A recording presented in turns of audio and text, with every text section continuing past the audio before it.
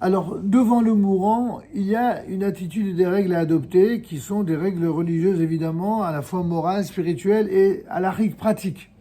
Si la maladie parvient à sa phase finale et que l'agonie commence, l'agonie, je vous ai déjà dit tout à l'heure que celui qui agonise, on appelle ça un gossès.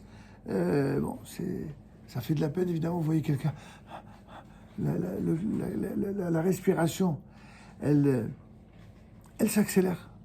Elle s'accélère. Comme ça, elle s'emballe.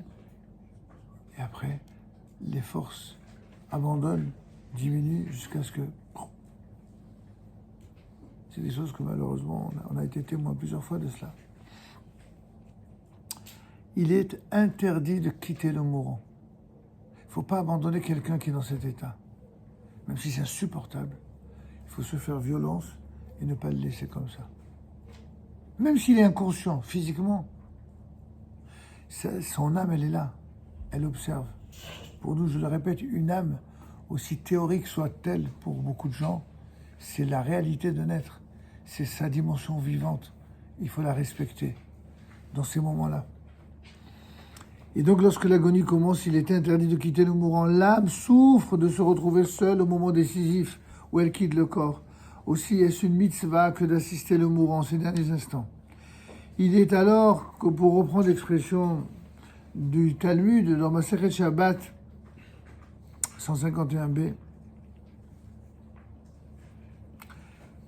il est comme une bougie en train de s'éteindre. Qu'un homme mette le doigt dessus, eh bien, elle s'éteindrait aussitôt. Et c'est pourquoi on doit justement s'abstenir de tout ce qui, physiquement ou moralement, pourrait influer sur son état. Un mot de trop, une contrariété, un coussin que l'on toucherait alors qu'il ne fallait pas le faire. On n'a pas le droit, comme vous savez, de hâter la mort. Toute pratique euthanasique est donc a fortiori catégoriquement interdite. Oui.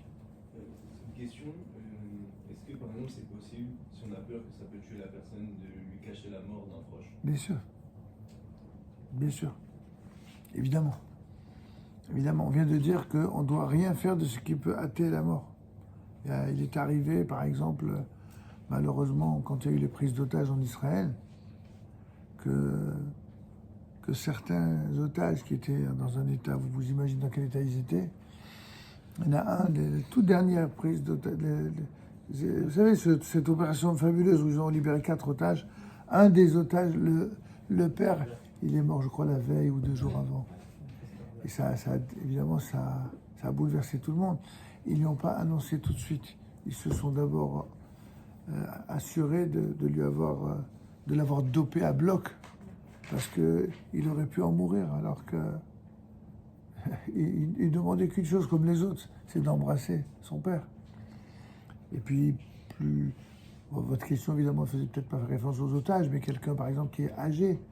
Il m'est arrivé, par exemple, de procéder aux obsèques d'une personne qui a 85 ans, d'accord, et dont le mari était encore vivant et il avait 92 ans.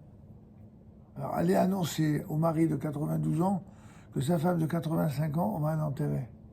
D'un côté, on a a priori l'obligation religieuse de lui dire pour qu'il prenne le deuil. Mais de l'autre côté, on ne peut faire ça que si c'est quelqu'un qui est valide, qui a... Alors 92 ans, c'est que le médecin qui peut nous dire. On demande l'avis au médecin. Est-ce que vous pensez qu'on peut lui annoncer en faisant attention? On demande des fois aussi aux proches de la famille. Vous connaissez le caractère de votre père. Est-ce que... la vérité, on ne sait pas. Souvent, ils sont dans... Écoutez, moi, évidemment, de toute façon, c'est pas à moi de dire quoi que ce soit. C'est à vous de décider. Si vous pensez que vous pouvez le lui dire sans le bouleverser, alors vous le lui dites de manière imagée, délicate. Si vous croyez que ça risque de le tuer, surtout vous ne dites rien. Tant pis. C'est des cas limites, des cas extrêmes. En tout cas, on ne retirera pas son oreiller sous lui. On ne lui ferme pas les yeux tant qu'il n'est pas mort effectivement.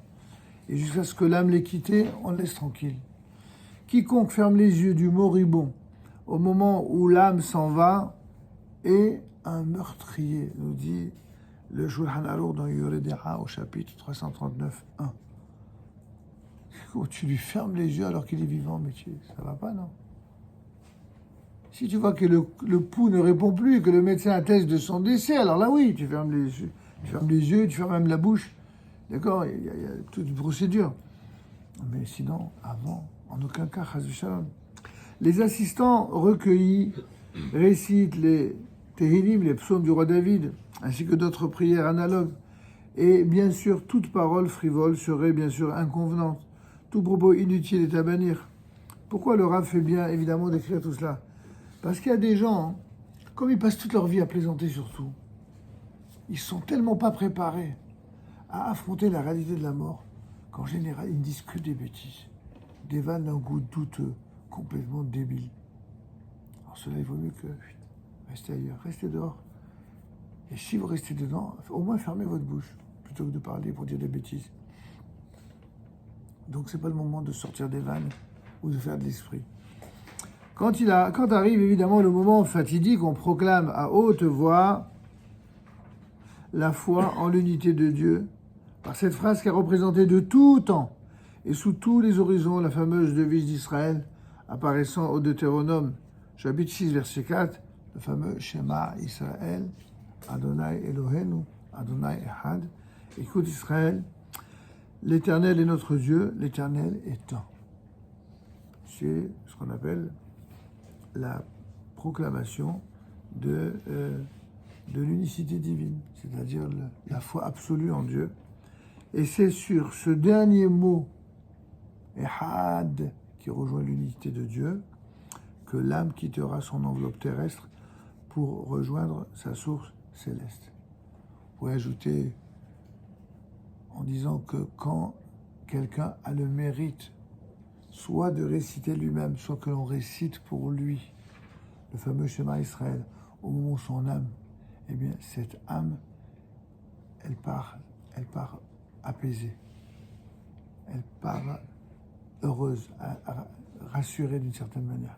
C'est vraiment l'accompagnement de l'âme, exactement comme quelqu'un qui, avant d'aller dans une opération, eh bien, on lui met une sorte d'anesthésie. Bon, évidemment, on souhaite toujours qu'après l'anesthésie, on se réveille. Hein. Mais ce que je veux simplement dire, c'est que quand certains parmi vous ont fait une anesthésie générale, en général, sur l'instant, vous avez un corps médical qui vous rassure, mais en fin de compte, vous ne vous rendez pas compte. Quand vous êtes vraiment anesthésié, heureusement d'ailleurs, mais vous vous rendez compte de rien. Vous êtes comme un mort-vivant. Heureusement que vous vous réveillez en vie, mais on ne sait pas ce qui s'est passé. C'est après qu'on réalise, au lendemain, des suites de l'opération. Or, l'âme, elle est toujours là. Donc l'âme, elle a besoin d'entendre ce fameux Ehad. C'est en quelque sorte la nourriture de l'âme dont on parlait tout à l'heure. La fameuse phrase dont je parlais tout à l'heure, Baruch Dayan Haemet, béni soit le juge de vérité, après effectivement constatation du décès, c'est par cette bénédiction que les assistants expriment leur foi absolue et inébranlable en la providence divine. Cette foi qui continue à animer le juif fidèle aux moments les plus tragiques de son existence. Puis on ferme les yeux du défunt. Il est d'usage de confier cette tâche à son fils. Ou alors, si le fils n'est pas là, au rabbin ou à quelqu'un de la Révéla Kadisha, c'est la confrérie sainte qui s'occupe des derniers devoirs, et ainsi que si sa bouche est ouverte, de fermer la bouche, quitte à utiliser un ruban pour qu'elle puisse être fermée. Et on recouvre immédiatement son visage d'un drap afin de le soustraire au regard. Il faut toujours dire aux enfants qu'ils gardent l'image vivante de leur père ou de leur mère et pas l'image d'un cadavre. Il y a des gens, pour je ne sais quelle superstition, qui reproduisent des usages idolâtres qui n'appartiennent pas au judaïsme, où carrément ils vous mettent ça dans le cercueil, et il y en a même qui font des maquillages et qui mettent un costume. C'est des usages qui pour nous sont étranges, parce que dans la tradition juive, le corps humain n'a plus aucune raison d'être. Sans l'âme, le corps n'est rien. On sait bien qu'est-ce qu'il advient du corps une fois qu'il est sous terre. Donc ça ne sert à rien de maquiller, pas du tout. Au contraire, on doit procéder à ce qu'on appelle la toilette rituelle, en hébreu la rechitza, on en parlera plus tard. Et après cette rechitza, eh bien, on entoure le corps de ce qu'on appelle un tahrir, un linceul qui reprend, en termes de composition, les mêmes éléments dont était porteur le grand prêtre de Jérusalem, le Kohen. Tous les vêtements que le Kohen portait, sous une forme évidemment très simplifiée, avec un linceul blanc, c'est ce qu'on met pour montrer que voilà, on fait la toilette de pureté, de purification avant l'enterrement, et donc on ne voit plus le corps. Certains ont l'usage d'y ajouter un talit après avoir coupé les petits livres, pour qu'il soit ainsi accompagné aussi à sa dernière demeure. Donc on ferme les yeux du défunt. Il est d'usage également de réciter les 3 versets suivants, Hashem Melech, Hashem Lo'el, c'est-à-dire que Dieu règne, Dieu a régné et régnera à jamais. Et ensuite, Baruch Shem Kevod Malchuto Lo'el, béni soit le nom glorieux de l'Éternel. Et d'autres ajoutent à Hashem Hu Elokim. C'est la phrase supplémentaire qu'on ajoute le jour de Rosh Hashanah, entre Rosh Hashanah et Yom Kippour, pendant les 10 jours. Adonai Hu Elohim, l'Éternel, il est Dieu. C'est-à-dire quoi? Ça veut dire quoi? L'Éternel est Dieu. On a compris que l'Éternel est Dieu, non. Et il y a au moins 18 noms différents qui expriment la divinité. Mais il y en a 2 qui sont les plus célèbres. C'est Adonai et Elohim. Adonai, c'est celui qui est le Dieu de la clémence, de la miséricorde, de la compassion, pour prendre des termes français connus. Et Elohim, c'est le Dieu de justice, le Dieu rigoureux. En fait, c'est le même Dieu. C'est le même Dieu. Celui qui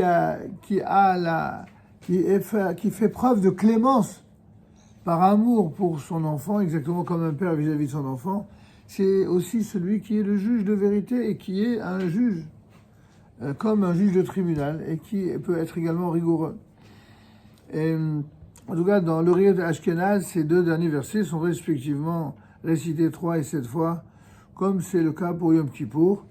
Tout cela se fait selon les usages. Il y a quelques différences entre les Séfaradim et les Ashkenazim, mais en fait, tous ces usages sont de bons usages.